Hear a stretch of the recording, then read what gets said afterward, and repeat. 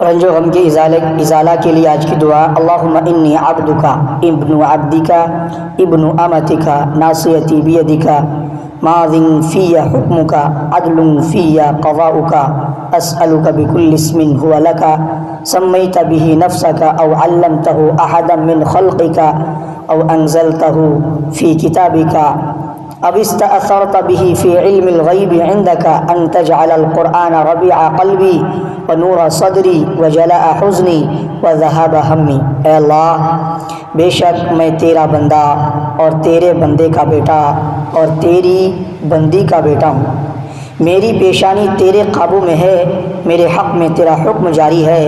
تیرا فیصلہ میرے بارے میں انصاف پر مبنی ہے۔ میں سوال کرتا ہوں تیرے ہر اس نام کے ساتھ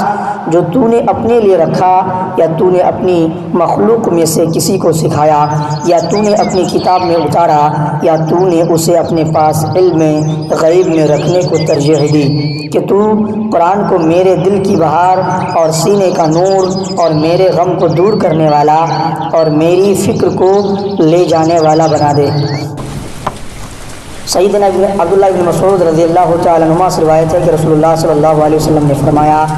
جب کسی کو کوئی غم یا تکلیف پہنچے تو وہ کہے: اللہم انی عبدکا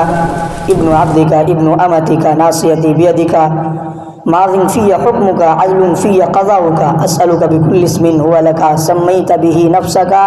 او علمته احدا من خلقکا او انزلته فی کتابکا او استأثرت به فی علم الغیب عندک ان تجعل القرآن ربیع قلبی ونور صدری وجلاء حزنی وذہاب ہمی۔